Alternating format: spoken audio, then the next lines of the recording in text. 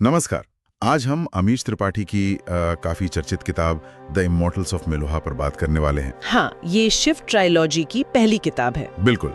और हमारे पास इसका एक आलोचनात्मक विश्लेषण भी है जो समझाता है कि ये इतनी हिट क्यों हुई और शायद कहाँ थोड़ी चूक गई। जी हाँ, और ये विश्लेषण सिर्फ ऊपरी तौर पर नहीं है। ये किताब, जैसा कि समीक्षा में बताया गया है, पौराणिक कथा, कल्पना और रोमांस का एक ऐसा मिश्रण है जिसने वाकई भारतीय पब्लिशिंग में एक कह सकते हैं हलचल मचा दी थी। हाँ, एक नई लहर शुरू की ऐसा कहा जाता है। बिल्कुल, आधुनिक पौराणिक कथाओं की। और जो बात मुझे सबसे दिलचस्प लगी समीक्षा में, वो है इसका सेंट्रल आइडिया, शिव, जिन्हें हम भगवान की तरह पूजते हैं, उन्हें यहाँ एक बिल्कुल साधारण इंसान की तरह दिखाया गया है। हाँ, मतलब एक ऐसा इंसान जिसके कर्म, जिसके अपने फैसले, वही उसे धीरे धीरे देवत्व तक ले जाते हैं।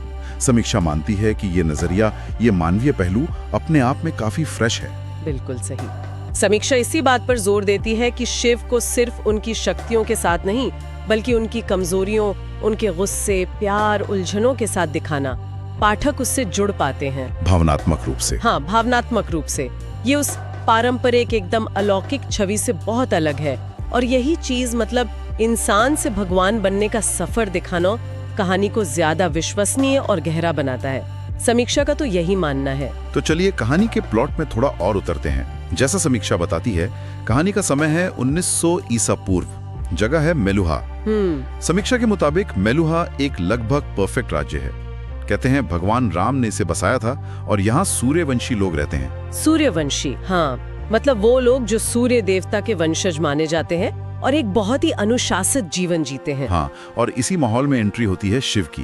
तिब्बत से आए एक कबीलाई नेता जो अपने लोगों के लिए एक बेहतर जिंदगी की तलाश में मेलुहा पहुंचे हैं। और समीक्षा कहती है कि शिव का आना ही मेलुहा की शांत दुनिया में एक तरह की उथल पुथल ले आता है। यहीं से कहानी घूमती है। समीक्षा बताती है कि कुछ घटनाएं ऐसी होती हैं कि शिव का गला नीला पड़ जाता है, एक प्राचीन विष पीने की वजह से, जैसा अपनी पौराणिक कथाओं में है। हाँ, बिल्कुल। और बस इसी घटना से उनकी पहचान हो जाती है नीलकंठ के रूप में। और मेलुहा की जो प्राचीन भविष्यवाणी है, उसके अनुसार नीलकंठ ही उनके रक्षक है, उनके उद्धारकर्ता। तो ये सिर्फ एक नाम नहीं है, ये पहचान शिव को सीधा एक बड़े कॉन्फ्लिक्ट के बीच में डाल देती है। जी हाँ, समीक्षा यही हाईलाइट करती है कि कैसे शिव अचानक खुद को चंद्रवंशियों के खिलाफ एक भयानक युद्ध में पाते हैं। चंद्रवंशी जो सूर्यवंशियों के पुराने दुश्मन हैं। बिल्कुल।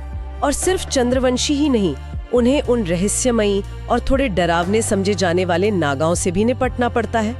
समीक्षा बताती है कि वो आधे इंसान आधे सर्प जैसे योद्धाएं हैं। तो ये सिर्फ लड़ाई झगड़े की कहानी नहीं हुई फिर? नहीं, बिल्कुल नहीं। समीक्षा जोर देती है कि किताब असल में राजनीतिक दांव-पेंच, नैतिक दुविधाएं और शिव की अपनी जो भावनात्मक उथल-पुथल है, उनका व्यक्तिगत विकास। हाँ, उनका व्यक्तिगत विकास दिखाती है।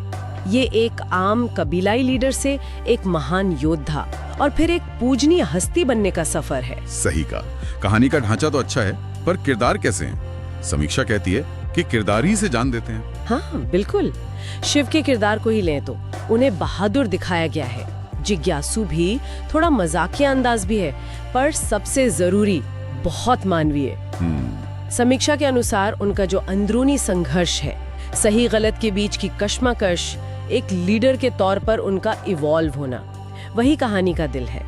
वो कोई परफेक्ट हीरो नहीं है और शायद इसीलिए ज्यादा असली लगते हैं। और शिव के अलावा सती का किरदार कैसा है समीक्षा के हिसाब से? समीक्षा सती को बहुत अहम मानती है। एक मजबूत, अनुशासित योद्धा राजकुमारी है वो। अपने पिता राजा दक्ष के नियमों में बंधी हुई, लेकिन अंदर से काफी भावनात्मक और जटिल भी। अच्छा। समीक्षा खासकर शिव और सती के बीच की जो केमिस्ट्री है, उसकी तारीफ करती है।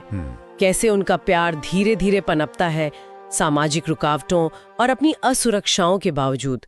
ये रिश्ता कहानी को एक इमोशनल डेप्थ देता है। और जो सपोर्टिंग कैरेक्टर्स हैं जैसे नंदी या दक्ष, उनके बारे में समीक्षा क्या कहती हैं? समीक्षा का मानना है कि नंदी जो शिव के वफादार साथी और सेनापति बनते हैं, और राजा दक्ष जो मेलुहा के थोड़े सख्त और परंपरावादी राजा हैं, वो कहानी में जरूरी परतें जोड़ते हैं। नंदी की जो अटूट वफादारी है, वो शिव के मानवीय पक्ष को और उभारती है। वहीं दक्ष के साथ शिव का जो विचारों का टकराव है, वो राजनीतिक टेंशन और नैतिक दुविधाओं को बढ़ाता है। मतलब ये किरदार सिर्फ प्लॉट डिवाइस नहीं है, वे मेलुहा के समाज और उसकी जटिलताओं को दिखाते हैं। किरदारों की बात हो गई, अब आते हैं लिखने के अंदाज पर। समीक्षा का इस पर क्या कहना है? भाषा कैसी है? भारी भरकम है या पढ़ने में आसान? समीक्षा के हिसाब से राइटिंग स्टाइल काफी सीधी, सरल और तेज है। भाषा ऐसी रखी गई है कि कोई भी आसानी से पढ़ ले, समझ ले। जरूरी नहीं कि पढ़ने वाला पौराणिक कथाओं का एक्सपर्ट हो। अच्छा, तो मतलब एक्सेसिबल है। हाँ, बहुत एक्सेसिबल। इससे किताब की पहुंच काफी बढ़ जाती है। समीक्षा ये भी कहती है कि जो एक्शन सीन्स हैं, खासकर लड़ाई के मैदान के, वो काफी विविध और रोमांचक लगते हैं। ऐसा लगता है पाठक खुद वहां मौजूद है। और इमोशनल मोमेंट्स के बारे में? समीक्षा मानती है कि जो भावनात्मक पल हैं, जैसे शिव सती के बीच की बातें या शिव का अपने अतीत को याद करना, वो भी प्रामाणिक लगते हैं। उनमें कोई बनावटीपन नहीं है। लेकिन यहीं पर समीक्षा एक दिलचस्प बात भी उठाती है। वो क्या है? समीक्षा कहती है कि लेखक ने जिस तरह पुरानी पौराणिक कथाओं के एलिमेंट्स को थोड़ी मॉडर्न, लॉजिकल या साइंटिफिक टाइप की व्याख्याओं से जोड़ा है, वो काफी यूनिक है। जैसे सोमरस का रहस्य क्या है या नागाओं की असलियत क्या है। ये चीजें कहानी को सिर्फ फैंटेसी से आगे ले जाकर एक क्या होता अगर वाला टच देती हैं। समीक्षा इसे किताब की एक बड़ी खासियत मानती है। ये तो सच में दिलचस्प लगता है।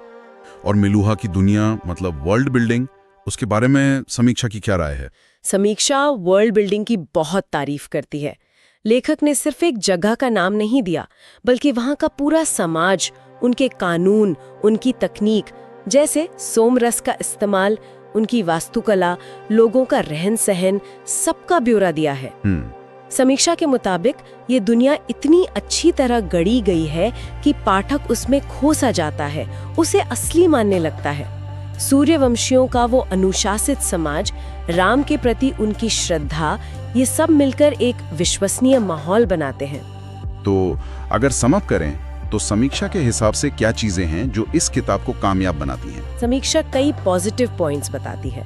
पहला तो यही, भारतीय पौराणिक कथाओं को देखने का एक नया मॉडर्न नजरिया, जहां भगवान भी इंसानी गुणों और कमजोरियों के साथ है। हाँ। दूसरा, आकर्षक और डिटेल्ड वर्ल्ड बिल्डिंग जो पाठक को खींच लेती है। तीसरा, शिव और सती जैसे किरदारों का मजबूत आर्क जिनसे पाठक कनेक्ट कर पाते हैं। और चौथा, एक्शन, रोमांस, फिलॉसफी और रहस्य का अच्छा बैलेंस जो कहानी को बोरिंग नहीं होने देता। ये तो काफी स्ट्रॉन्ग पॉइंट्स हैं। लेकिन जैसा आपने शुरू में कहा था, समीक्षा पूरी तरह पॉजिटिव नहीं है, कुछ आलोचनाएं भी हैं। हाँ, समीक्षा कुछ कमियों की तरफ भी इशारा करती है।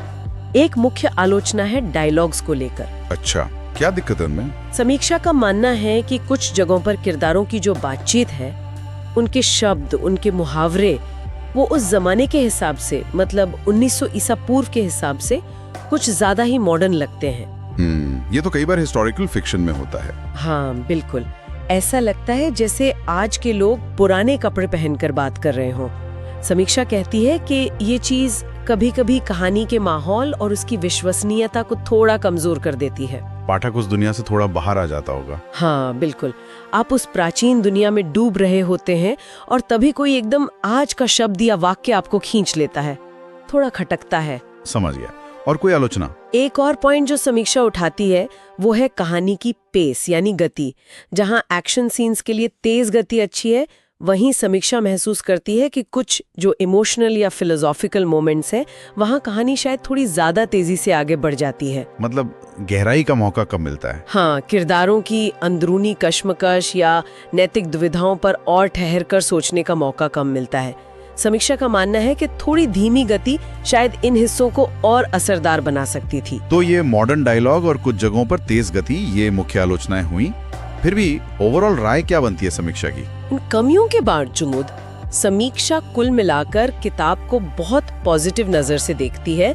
इसे 4.55 की रेटिंग दी गई है। अरे वाह। हाँ, समीक्षा इसे पौराणिक कथा, फैंटेसी और एडवेंचर पसंद करने वालों के लिए मस्ट रीड कैटेगरी में रखती है। उसका कहना है कि किताब की जो खूबियां हैं वो उसकी कमियों पर भारी पड़ती हैं। तो अगर बड़ी पिक्चर देखें तो समीक्षा का निचोड़ क्या है? निचोड़ ये है कि द इमॉर्टल्स ऑफ मेलुहा एक तेज, मनोरंजक और सोचने पर मजबूर करने वाला उपन्यास है।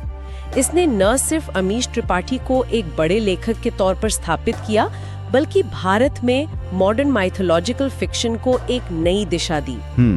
समीक्षा मानती है कि ये किताब दिखाती है कि हमारी पुरानी कहानियों में आज भी पाठकों को बांधने और उन्हें सोचने पर मजबूर करने की जबरदस्त क्षमता है, बस उन्हें सही ढंग से पेश करने की जरूरत है। तो इस पूरी बातचीत का सार क्या हुआ? हमारे सोर्स यानी इस समीक्षा के मुताबिक ये किताब शिव का एक नया मानवीय और भरोसेमंद पोर्ट्रेट देती है। हाँ, इसमें एक्शन है, रोमांस है, पॉलिटिक्स है और फिलॉसफी भी। ये हमें अपनी माइथोलॉजी को एक नए कंटेम्परेरी लेंस से देखने का मौका देती है। बिल्कुल। और आखिर में एक सवाल जो ये समीक्षा छोड़ जाती है सोचने के लिए, वो ये है कि क्यों आखिर पौराणिक कथाओं की ऐसी री-इमेजिनिंग आज के पाठकों को इतनी अपील करती हैं? हाँ, ये अच्छा सवाल है। शायद इसलिए कि ये कहानियां, जैसे इस किताब में दिखाया गया है, सिर्फ देवी देवताओं की नहीं है, बल्कि इंसानी क्षमता, उसके चुनाव और कर्मों की हैं। ये दिखाती हैं कि कैसे साधारण लोग साधारण हालात में भी असाधारण बन सकते हैं या देवत्व पा सकते हैं। ये वाकई एक दिलचस्प विचार है कि इंसान और देवता के बीच की वो बारीक लाइन क्या है, क्या वो कर्मों से बनती है? ये किताब, जैसा समीक्षा बताती है, पढ़ने वालों को इसी सवाल पर सोचने को उकसाती है। सही कहा। ये हमें अपनी जड़ों से भी जोड़ती है और नए विचारों के लिए भी जगह बनाती है। और शायद यही इसकी इतनी लंबी चलने वाली लोकप्रियता का एक राज है।